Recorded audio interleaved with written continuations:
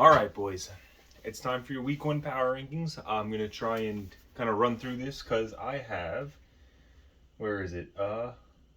24 pages of a Google Doc. So let's get into it. A couple quick notes and then we'll run into it.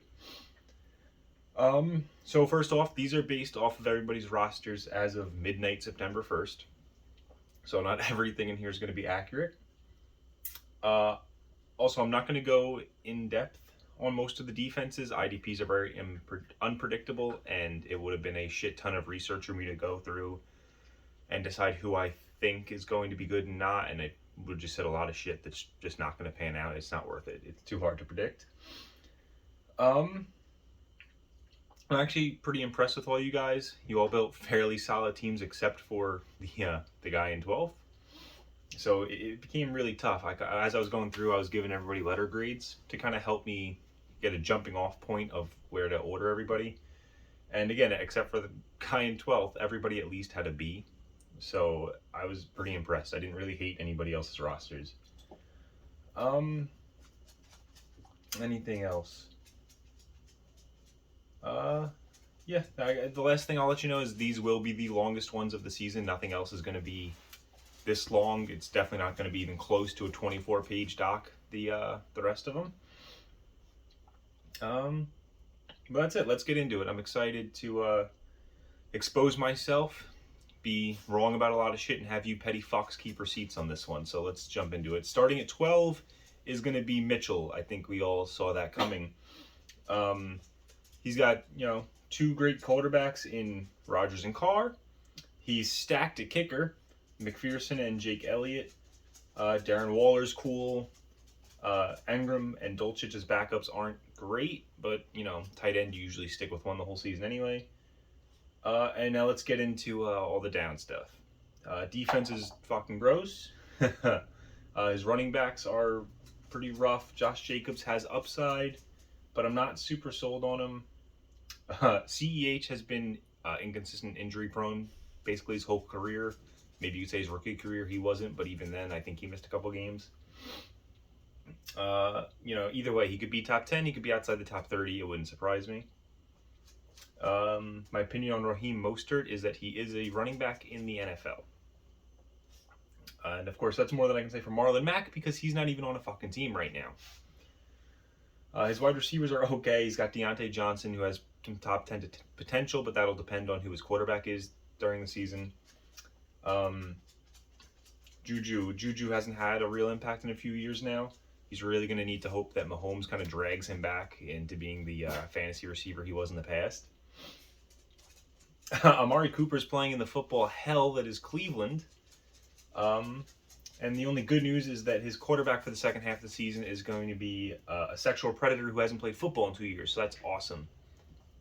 What? Okay. I'm being told that for legal reasons, I must amend my previous statement to alleged sex offender. My mistake. Moving on. Yeah, Kenny Golladay can't be worse than he was last year, right? 2019 definitely wasn't a fluke, and definitely not weird that he had more touchdowns in 2019 than his other 4 seasons combined, right? I'm sure he's going to be good. He's going to be great. Yeah, Kez Watkins also seems to be in a less than ideal spot, but maybe Mitchell knows something I don't, being an Eagles fan. There's Garrett Wilson and Christian Watson, and honestly, I think that might be the bright spot on Mitchell's wide receiver group. They both have some exciting upside. I could see them carving out roles on their respective teams, but we'll see. And then closing out his group, hardened criminal Calvin Ridley is going to spend the entire season on Mitchell's IR, as he deserves to. So in conclusion, on Mitchell's team's bad. It's real bad. Real bad. He's got some really cool kickers, though, so that's something to hold on to. Moving on to 11. Now, again, from here on, look, I actually really like every team from here on, so don't take this too hard. These rankings could change a lot week to week. I think a lot of you guys are really close. I don't know. So at 11, we have Lark. If healthy, Blankenship's a fine kicker. His defense is solid. Dalton Schultz should be great again. I'm not super sold on Robert Tonyan, But Aaron Rodgers is his quarterback, and that's usually good for a pass catcher. Lark left the draft with two quarterbacks that are probably going to be top 15 with Kirk Cousins and Jameis Winston. But he made a huge trade actually for Lamar Jackson. And that's pretty big because, Lamar Jackson, I got it right here. He scored an entire 0.4 more points per game than Kirk Cousins, who was already on Lark's roster. So that was a good trade. But either way, he's got 3 really solid quarterbacks for this season. So I'm sure all 3 of them will get playing time. His wide receiver room, moving on to that. He's got the best wide receiver in the league on his roster in George Pickens. And then after that, though, I think it kind of starts to fall off. Allen Robinson missed time last year, but even on a per game basis, his points were in the mid 80s. He was ranked. Devontae Parker has some upside on his new team, but I do worry that he might not get enough targets. I could see him relying on touchdowns for a bulk of his points, which is going to make him very boom or bust week in and week out. Then he's got Robbie Anderson, who had a catch rate of 48.2% last season, which I would call concerning. I would also call concerning the fact that I'm not super convinced he's going to have great chemistry with his new quarterback. Can't imagine why, just a hunch. Then he's got KJ Hamler. He's interesting. He's got some upside. He's stepping in for Tim Patrick now, being injured, but at the same time, he's very low probably on the priority list on Denver's offense. I would argue there's probably 4 or 5 guys that are going to be getting the ball before he does. And then, oh no, there's no one then, sorry. That's the end of his group. I'm not convinced he's going to get a lot of production out of this group.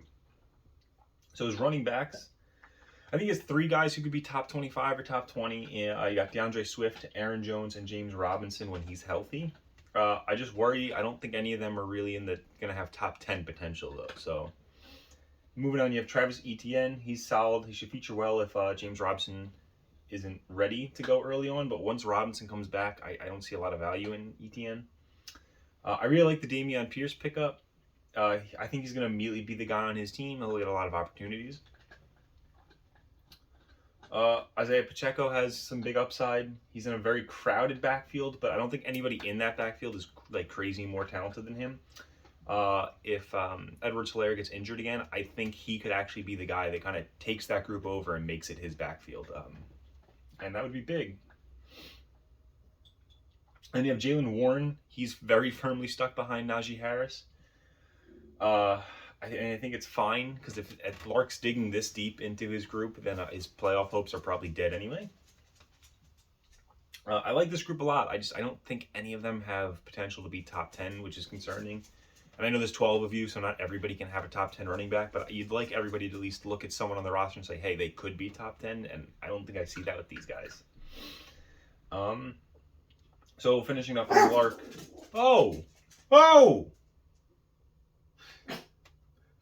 Finishing up with Lark. I lost my place. He's got a strong offense outside of wide receiver. I'm just not convinced any of his guys are going to be top 10, top 5 in their position right now. I don't see a lot of top-end talent, but a lot of guys that might fall between like 15 and 25 at their positions. Okay, moving on to Austin. Is going to be at the 10 spot right now. He's got Matt Gay. Kicker is pretty good. His defense is crazy, so I actually do want to talk about Austin's defense a little. It's going to be one of the few times I kind of want to dig into the defense. He is the top 2 IDPs from last season. For TJ Watt and Foye, then he has Robert Quinn, who's a top 5 guy at his position. Matt Judon, he's not going to hang with the top linebackers, but he is featured as a D lineman as well, and he ranks up pretty high amongst those guys. And then you have TJ Edwards, Jaron Kearse, and Tracy Walker were all really solid last year as well. And when healthy, DeMarcus Lawrence was also great. He was a top 10 defensive lineman on a per-game basis. Then he has 3 actual top 10 defensive linemen from last season. And another one who would have been in, obviously, DeMarcus Lawrence. My only concern with this defense was that he has absolutely no depth. He had 1 man on his bench at the time of me writing this This script, I know he's added one guy. I don't even remember who it is. I have it written down at the end here. But again, that's 2 guys on his bench. I'm not sure that that's great for your defense. I don't think he even has enough guys to cover bye weeks. So expect him midseason to be adding and dropping defensive players a little bit. He's got a really good defensive. He's got a really good tight end situation. He has a monster tight end, Travis Kelce. He's always first or second every season. And then he has Hayden Hurst and Brevin Jordan on his bench. I know at least it's true for sure that he still has Hayden Hurst on his roster. I know he's a big Hayden Hurst fan, and he'll probably be on his roster this whole season. I don't know if Brevin Jordan's still there.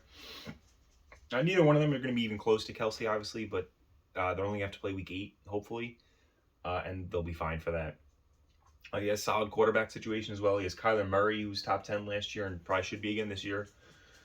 He's got Trevor Lawrence as well, which, he had a really rough rookie season. You hope to see him improve this year, though. And again, much like other backups for these types of positions, Austin will hope that he only has to even see him in week 13. And that'll be against Detroit as well, so you really don't even worry about it that much. I think he'll be okay. So now let's get into kind of why Austin fell this low down on my rankings. His running backs, I think, are just okay. He has Najee Harris, who, don't get me wrong, is an absolute stud. But then he moves on to Javonte Williams as his second guy. It was his keeper, and I get it. And I think Javonte Williams has tremendous value, if not for how this Broncos roster was constructed. He really wasn't good last season. Or not great, but that's because he's splitting carries almost 50-50 with Melvin Gordon. And guess what? Melvin Gordon is back this season. And to top that off, the Broncos just added a really good quarterback in Russell Wilson and are probably going to be inclined to throw the ball more often, which also means less touches for running backs. Now, if Denver does kind of phase out Gordon a little bit and make him split the carries even closer to 75-25, then I actually think Javonte Williams can be awesome. He's got an incredible skill set. He's very talented. I mean, I think when you look at advanced statistics, Javonte Williams was awesome last season. And as someone who watched every game he played last season, I can tell you he was awesome. It's just the fantasy numbers are tough when you're splitting a backfield 50-50. So we'll see how that plays out. Moving on, Tony Pollard is in a similar boat for me. He feels like a solid flex, but kind of a stretch to use as a running back too. And then I think the rest of the stable really fits into a category of sometimes flex options, and it's like I don't even know if you really want them there. Dude, do you mind? Play with your toys in the other room. Come on, man. Okay, he's staring me down now, guys. All right, we got to get back to this. I'm running. It's going to be so long. Yeah, there's a lot of potential in his running back group, but there's nothing that really, except for Najee, that makes me look at it and go, okay, that guy's going to be good. And then his wide receivers, I'm going to be honest, I kind of hate his wide receivers. Jalen Waddle has fringe top 10 potential, and even that I think might be a stretch, because his targets are going to get eaten into this year by Tyreek Hill. And then honestly, after that, I think the rest of his wide receivers are just kind of all meh. I mean, I don't even really think I need to dig into them that much. For most of them, it's, an unstable quarterback situation, or it's a concern about how many targets they're going to see. And I feel that way about his entire wide receiver group.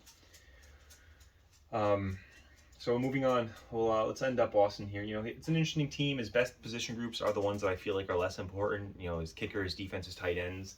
And then, his worst ones are the ones that I think are the most important. In his quarterback, worst is, subjective. He has a good quarterback situation, but really his running backs and his receivers, they concern me. And those I feel like are the most important positions in this league.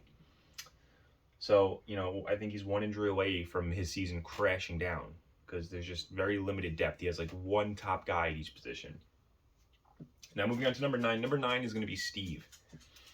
Solid kicker and defense. I like Tyler Bass with the Buffalo offense.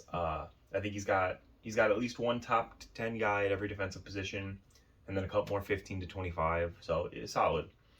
I like his tight ends a lot. He's got Zach Ertz, who's always really good, and I think Gerald Everett's gonna have a really big breakout year with the Chargers. I really like him a lot. I liked him in Seattle. I think he's gonna be awesome playing in Los Angeles. I almost said San Diego. He's got a solid quarterback situation. Tom Brady is always one of the best in the league. I mean, we always worry every year about him coming crashing down with his age, but it hasn't happened yet, so we'll see. Then he has Daniel Jones, who he has the potential to be a really good fantasy player, I think. It's just he has to protect the ball and he's got to not get hurt. And that'll kind of determine how good of a backup Steve has there. But I think if Steve really gets in a pinch and has to play him, I think he'll do okay. And then he has Trey Lance, and Trey Lance can be really good. The only concern I have with him is that he is going to have a very short leash this season with Garoppolo being back. And then Steve's receivers. Steve's receiving group's a lot of fun to me. Kicks it off with Mike Williams and T. Higgins. I think they'll finish about how they did last year. Top 15 was Williams, and Higgins was top 25 as well. Then he's got Cortland Sutton. He's really been a rough fantasy option his entire time in the league. But it's not for lack of talent, and he just got Russell Wilson as his quarterback on an offense where he is the number one pass-catching option. So I do think he's going to have a resurgence this year. I hope that's not just my bias talking, but I think he's going to get elevated near a top 15 receiver fantasy-wise this season. But there's obviously no guarantee of that. Moving on to... we have Isaiah McKenzie, who's looking like he's going to be Buffalo's primary slot receiver. That'll make him a very viable option for Steve, but probably not someone you want to play week in, week out. Then he has Alan Lazard, who has the potential to be a big red zone threat, and he's got a lot of chemistry with Aaron Rodgers, which is good. I do get worried that all of his points are going to be relying on him scoring a touchdown each week.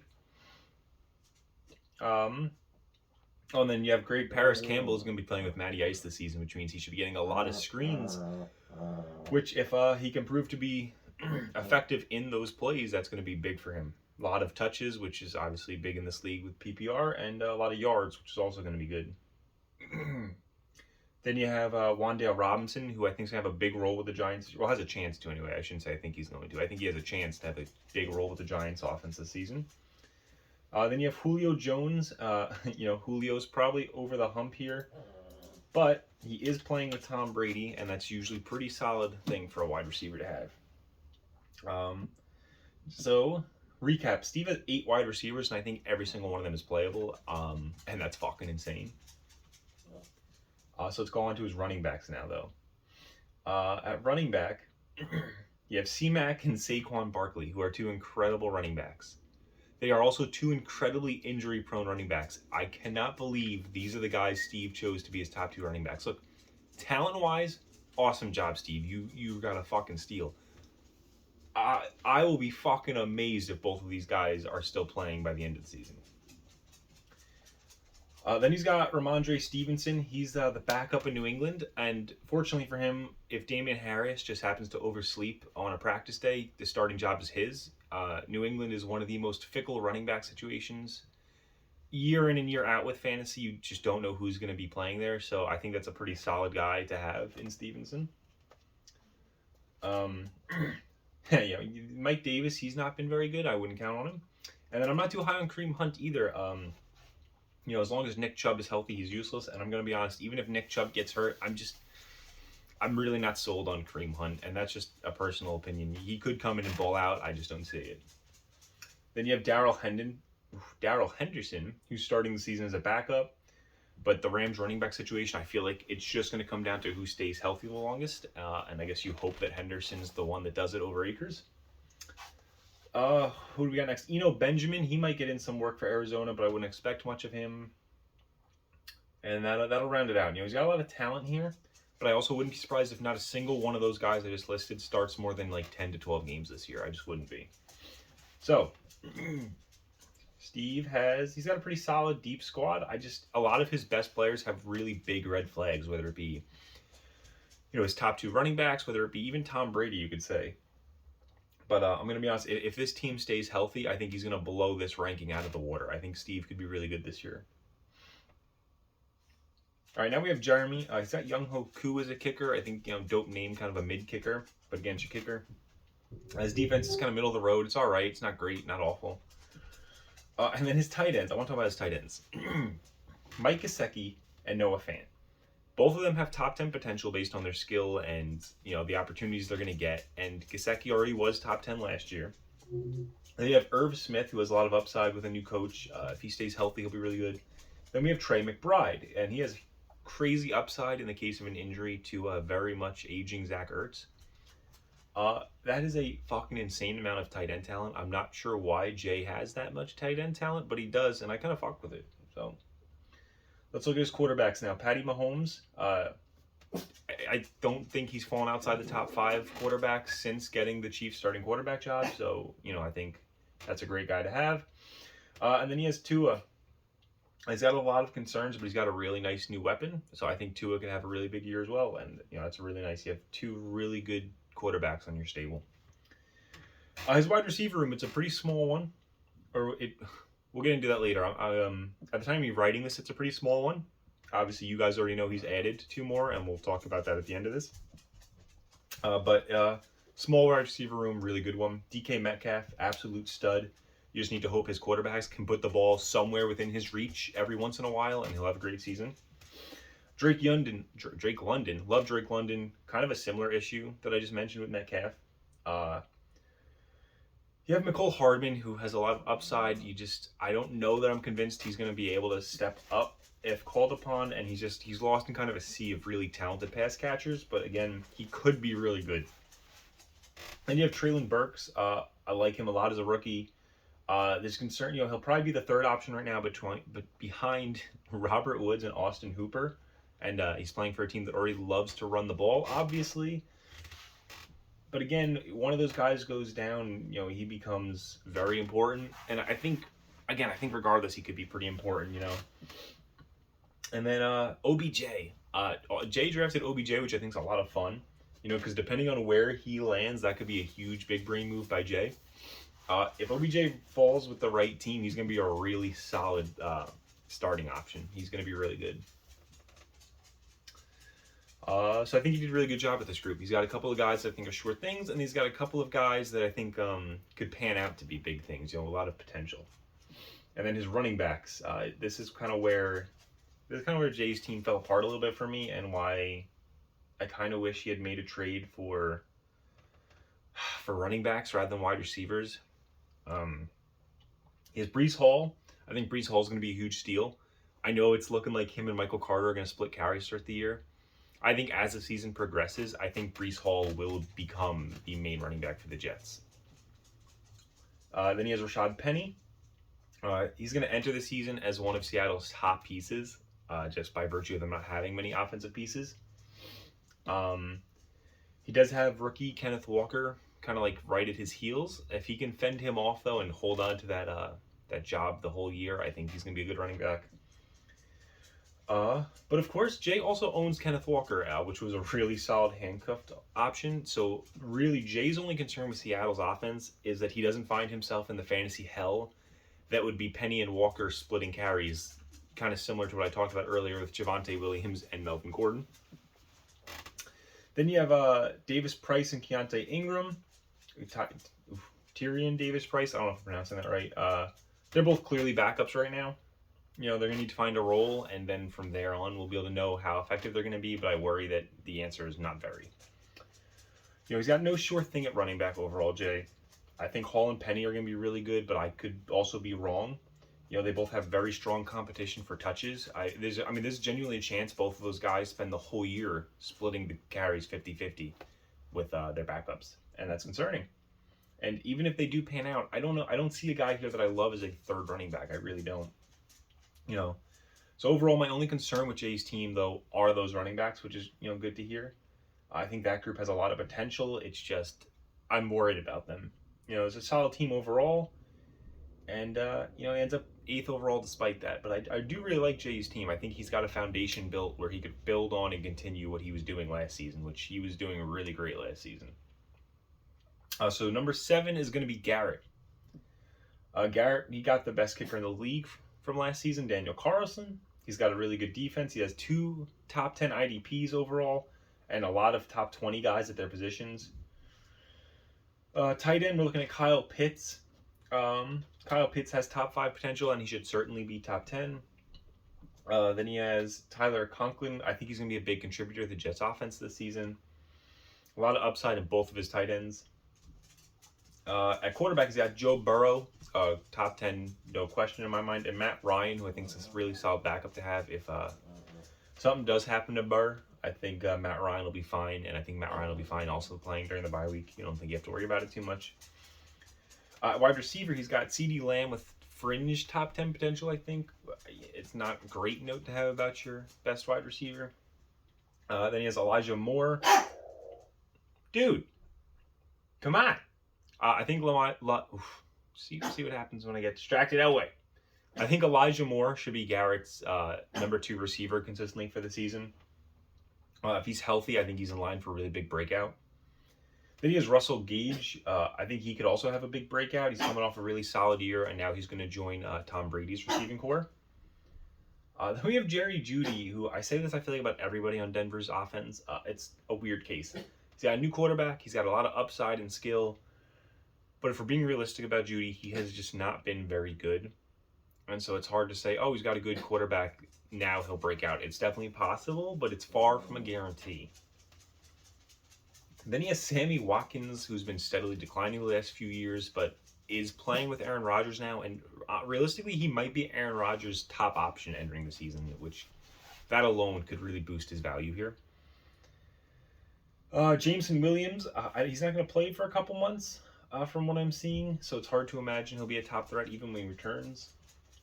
I'm not super sold on this group's top-end upside. I do like the depth, though, and he has a lot of guys that are in a position to succeed. It just comes down to whether or not they're going to take advantage.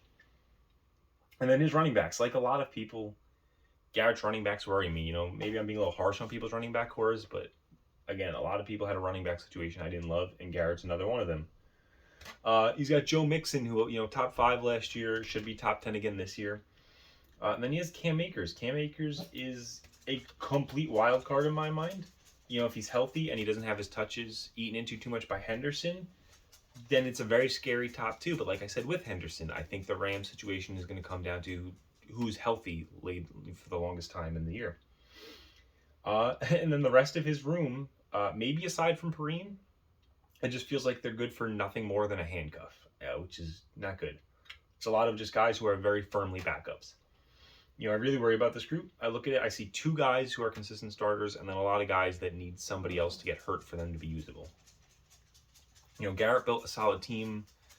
Again, similar to what I said about Jay, he built a really solid team. I just worry about his running backs. But other than that, I think there's a foundation here for Garrett to be really good this season if things shake his way. Moving on, number 6. Number 6 is Vinny. Nick Folk, a kicker.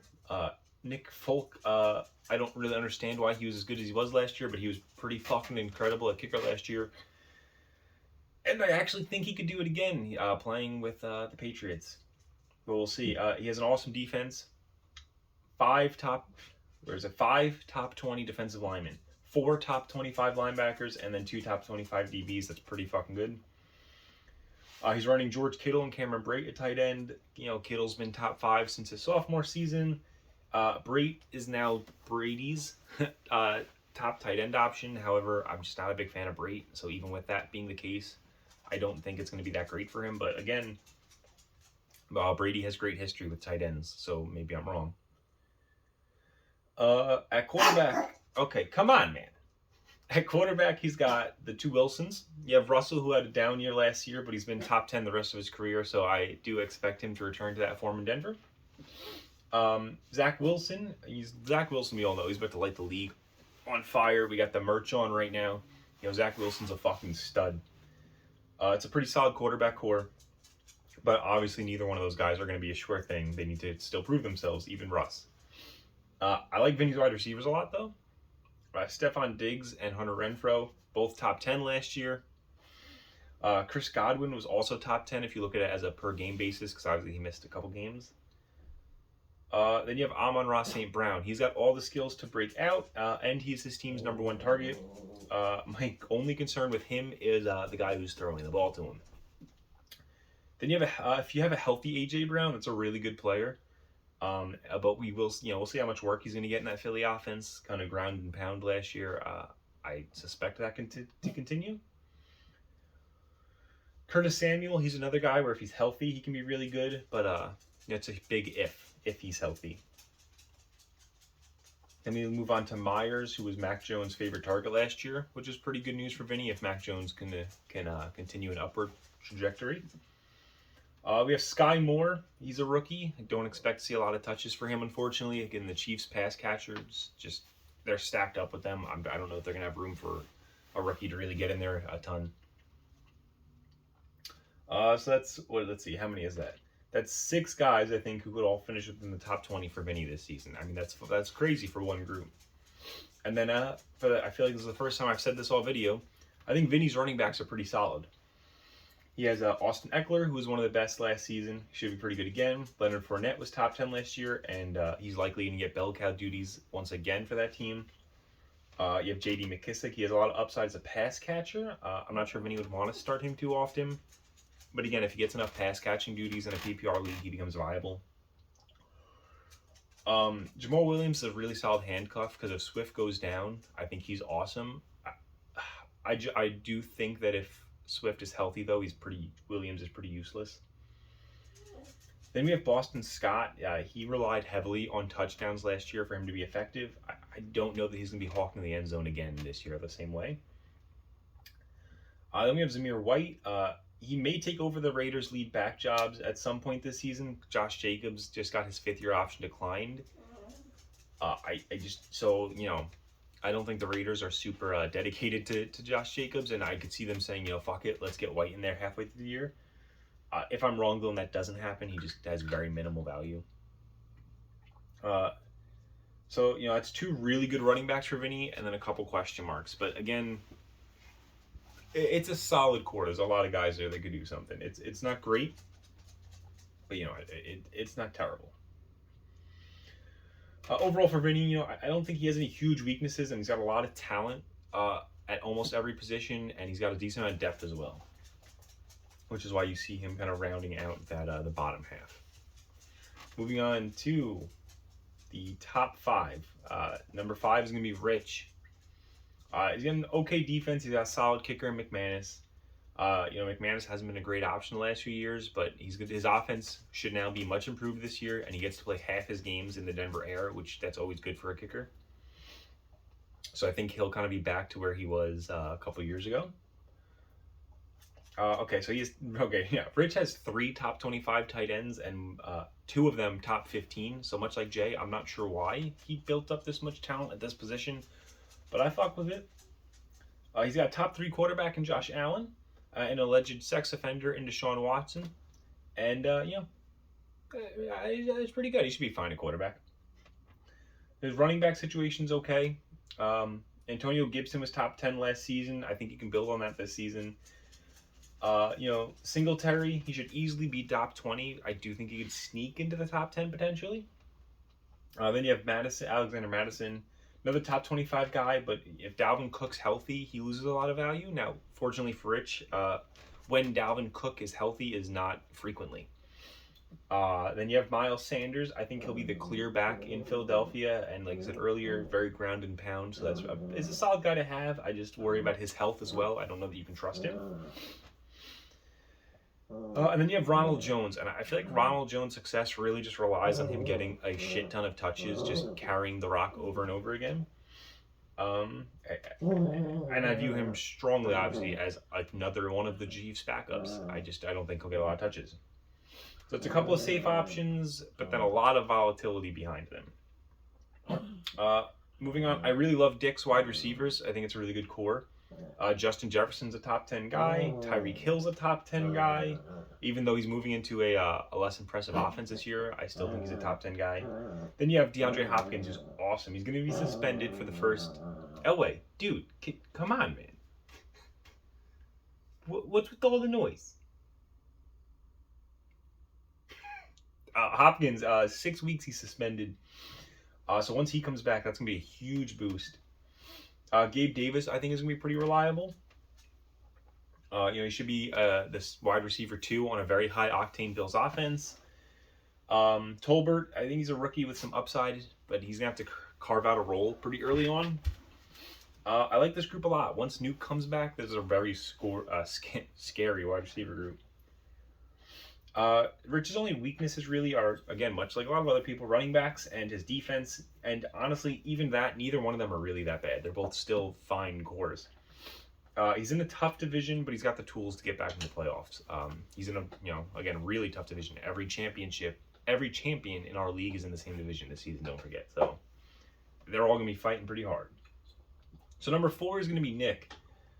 He's got a really good defense and a top 10 kicker, Matt Prater. He has a solid tight end situation with Mark Andrews. I can't see him being worse than top 3 if he's healthy this year.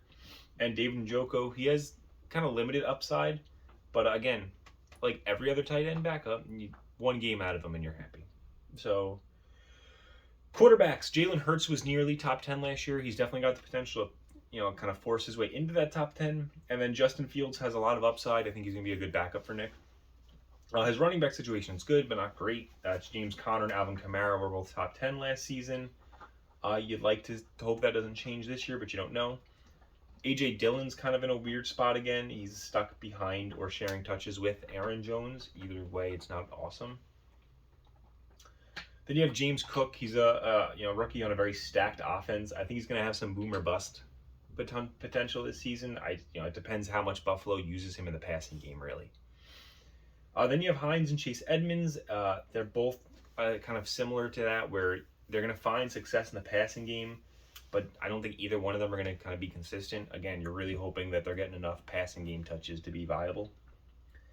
So overall, I really like the top 2 guys. I'm just not sure anyone's going to break out as a consistent third running back for Nick. And fortunately for Nick, I love his wide receiver room now. Again, we'll talk about it later. Obviously, this room is 2 lighter, which I don't love because, again, I don't like Nick's running backs. I love his receivers, and we have 2 flex spots this year, meaning Nick would probably need extra receivers, but let's get into it. At the time of writing this, he has 9 wide receivers. Wow, of course, I didn't expect him to keep all 9, but it's Cooper Kupp, Michael Pittman, Terry McLaurin, and Darnell Mooney were all top 25 last year. And I wouldn't be shocked if all of them were at least top 20. Some of them obviously being much higher. I think Kupp, Pittman, and McLaurin are all going to be fighting for top 10 spots.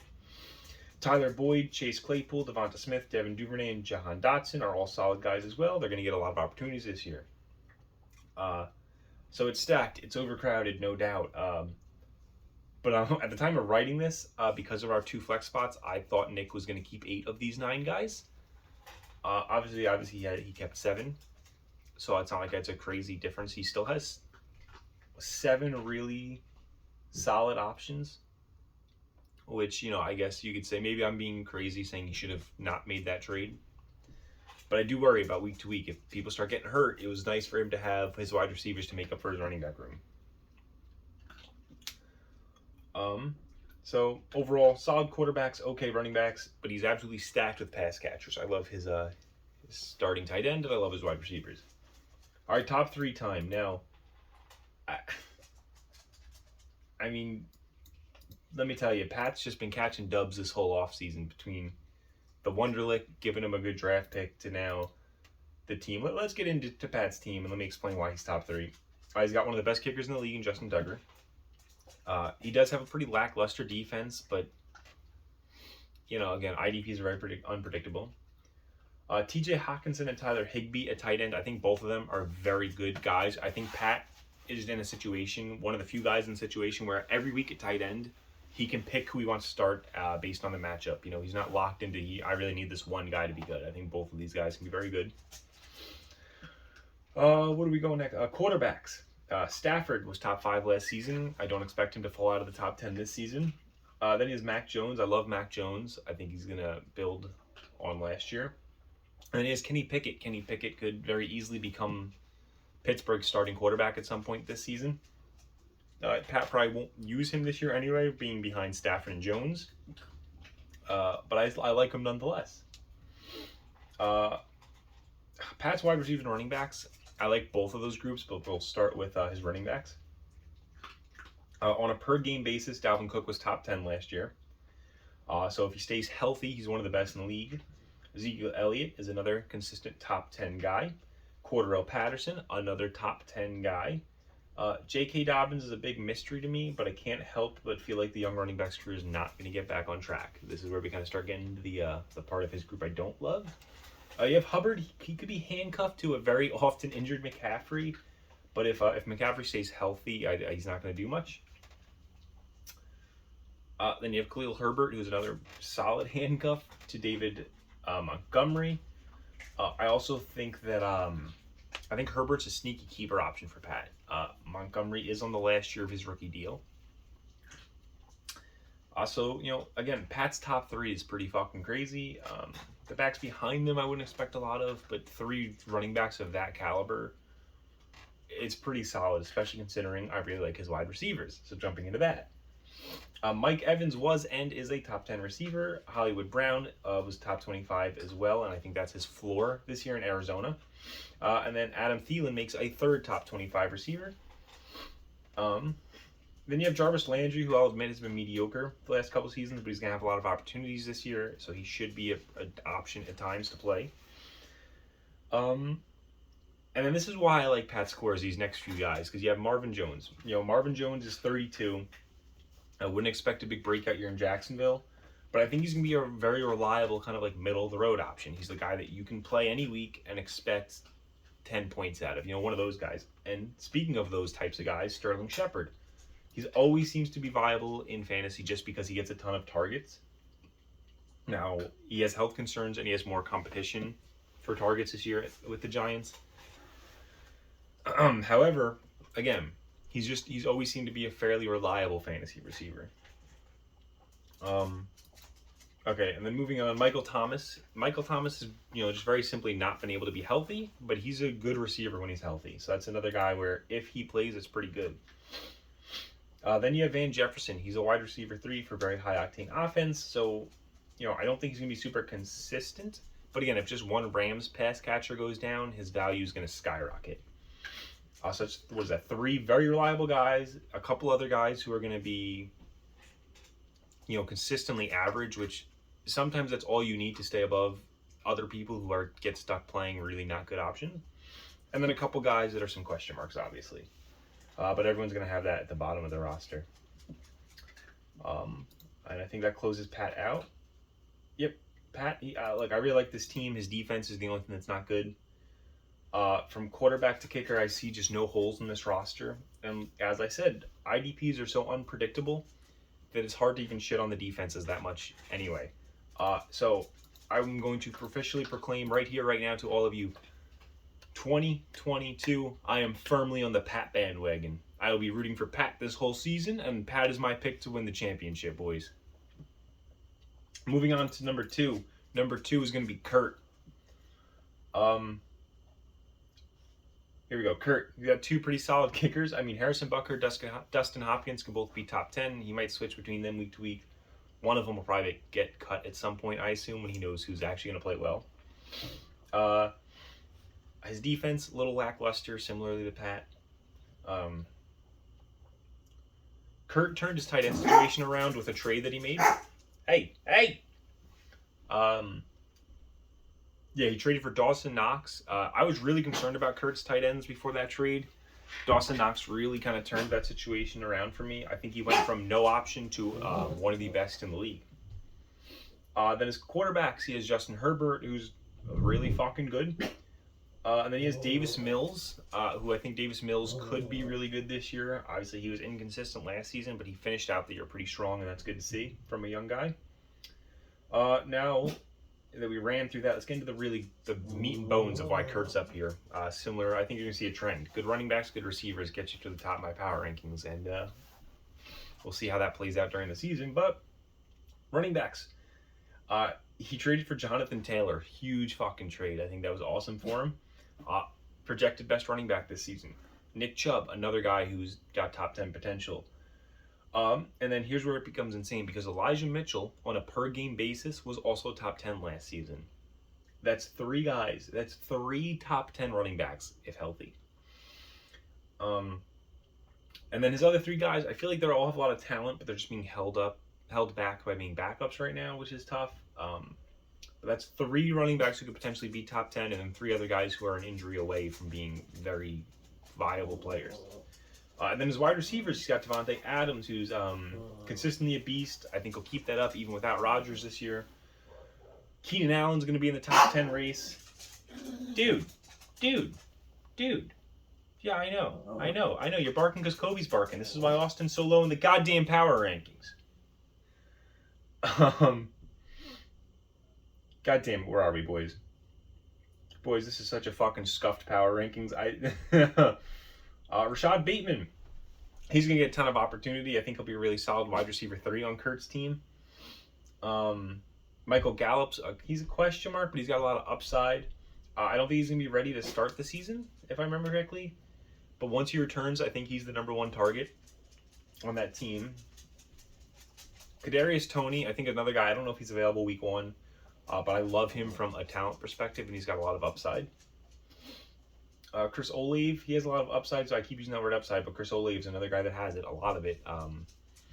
He really has a shot to make himself Jameis Winston one of his primary targets. And then you have Alec Pierce and Joshua Palmer. They're lower on their depth charts, but I don't think Kurt's going to need them anyway. I think they're just going to be bench filler at the moment until, again, you hope Kurt keeps the season going, gets some good waiver wire pickups. I don't know that those guys are going to hang around all year. So overall, Kurt's tight ends and defense. I wrote our week. I'm realizing actually were weak. I didn't really fix that because again, I don't think his tight ends are weak anymore. So it's really just his defense. But all the important positions he's fucking stacked at, which is awesome. His wide receiver room is pretty crazy, and his running back room is really awesome. I think this worked out well for Kurt because his wide receiver room was fucking stacked before the Jonathan Taylor trade, so it really gave him the leg room.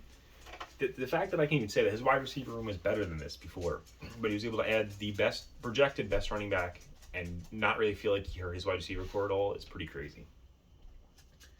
And that leaves one, and if you guys have been kind of paying attention a little bit, you would already know that #1 is John. We have Will Lutz at kicker. We have an okay defense. We have okay tight ends. Pat Fryermuth. Pat Fryermuth may be the 3rd or 4th passing option for a quarterback who we don't know who it is yet.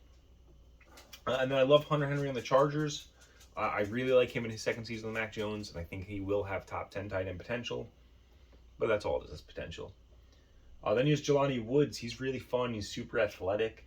I don't see a lot of value in him right now because I don't know how much he's going to play. So I think week in, week out, John's picking between Fryermuth and Hunter Henry. Neither one's going to be a guaranteed stud, but I don't care about any of that as much. You can kind of figure out how I weighted my power rankings because let's get into everything else with John's team, which I think is fucking awesome. So quarterbacks. He has a consistent... Dude, come on. Elway, just because Kobe barks doesn't mean you bark. He disagrees. This is awful, Elway. Do you know how long I've been recording? We're not restarting it either. This is all just getting uploaded. If you guys think I'm editing your fucking nuts, you're gonna see all of this. John's quarterbacks. He's got a consistent top 10 guy in Dak Prescott. Son of a bitch, Elway. Then he's got Ryan Tannehill, who was a top half of the league quarterback last year. And then here's what I love about his wide receiver room. He also grabbed Malik Willis. So week 9 rolls around, which is Dak Prescott's bye week. And if at that point Malik Willis has already stolen the job from Tannehill, it won't matter because John has him as well. So I think I think he did a really good thing with his quarterback room. Got a really good starter, a solid backup, and he handcuffed that solid backup. Running backs. Derrick Henry, absolute fucking beast, should be top 3 again. David Montgomery, again, if he's healthy, top 10. Damian Harris, again, he was top 20 last season. I think he'll be a great 3rd running back to have. Melvin Gordon, all right, now I can start to cool it on my hyping up John's team. Melvin Gordon, I see no real value unless Javonte Williams gets hurt, because obviously at that point, Gordon's going to be getting bell cow backs. Denver doesn't have great options behind those two. Zach Moss, he's in a crowded running back room with Buffalo, and apparently they're not going to trade him, so he's a rough sell. Kyron Williams, stuck at 3rd on a crowded running back depth chart. And so, yeah, John has an awesome top 3, and then the guys behind that, I think The only way they even stay on John's roster the whole year is if injuries happen on their teams. Otherwise, I think they'll be waiver wire casualties when someone better comes up. Then we'll finish with his wide receivers. Jamar Chase, fucking beast. Deebo Samuel's a stud.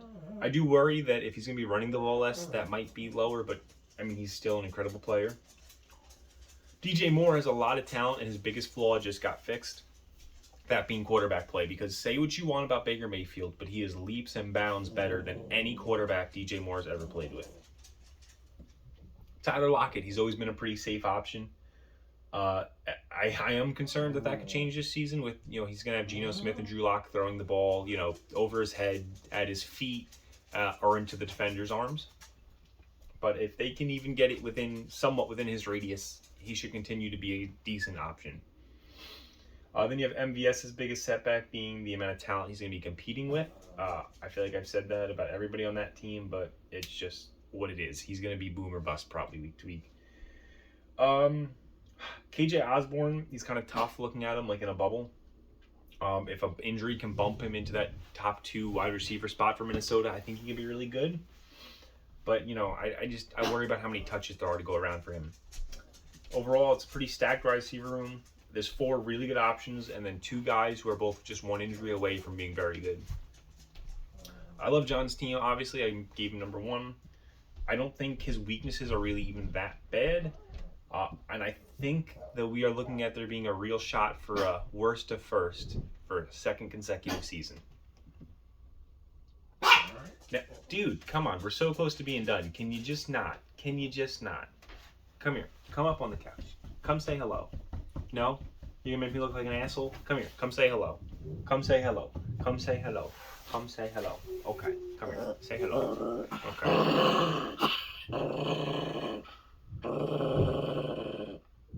You're making me look like a dick.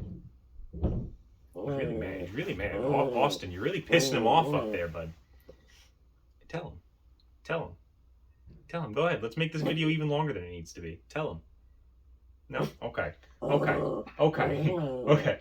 Let's go over quickly what's changed since I wrote this script. Austin adds Marcus May. Steve adds Jonnu Smith. Vinny adds Josh Sweat. Austin drops Marcus May and adds Tay Crowder. And then Jeremy acquires Terry McLaurin and Chase Claypool. None of those moves change anything in the power rankings. Again, the Jay and Nick trade, I don't know. I think it's good for Nick long term to get a lot of picks. That was nice. I don't know. I wish Jay would have gone out and traded a bunch of picks for running backs, not receivers. I kind of wish Nick, I don't know. I kind of like that Nick had so many receivers because I think his running backs are weak. But we'll see. Again, I looked over that at the end of this right before recording, and it doesn't change my mind on the rankings at all. I just thought it'd be interesting to mention. So that's going to do it. Boys, this was completely fucking scuffed. I promise you the rest of the power rankings won't be this bad. It's just that this one was so long. Honestly, for the other ones, if Elway barks in the middle, I'm just going to cut the camera and restart. I didn't have the energy for this one. I woke up like fucking 30 minutes ago. I threw on the goddamn shirt and hat.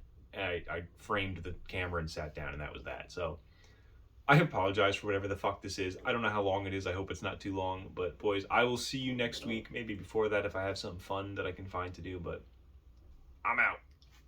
Come on, Elway. Turn the camera off. Turn the camera off, you son of a bitch.